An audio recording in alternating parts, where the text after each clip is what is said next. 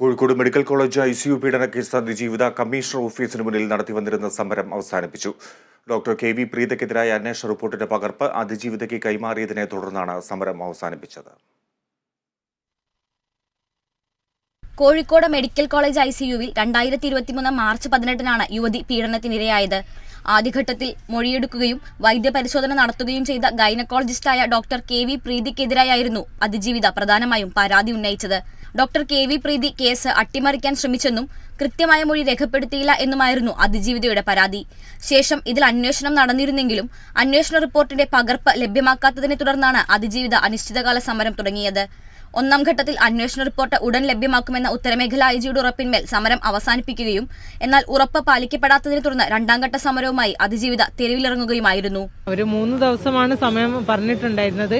5 ദിവസം കഴിഞ്ഞു, ഇതുവരെ മറുപടി ഒന്നും തന്നിട്ടില്ല. അപ്പോൾ ഇനി സമരവുമായിട്ട് മുന്നോട്ട് പോകുക തന്നെ. ഇതിലൊരു രാഷ്ട്രീയപരമായിട്ടുള്ള നീക്കം തന്നെയാണ്.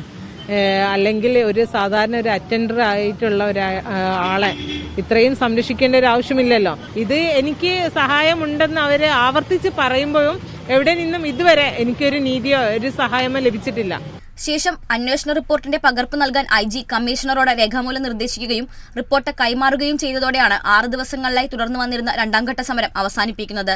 അല്ല, IG കമ്മീഷണർക്ക് അന്വേഷണ റിപ്പോർട്ട് എനിക്ക് നൽകാനുള്ള ഉത്തരവ് എൻ്റെ കോപ്പി എനിക്ക് ലഭിച്ചിട്ടുണ്ട്. അപ്പോൾ ആ അടിസ്ഥാനത്തിൽ അത് വിശ്വസിച്ച് ഞാൻ എൻ്റെ സമരം അവസാനിപ്പിക്കുകയാണ്.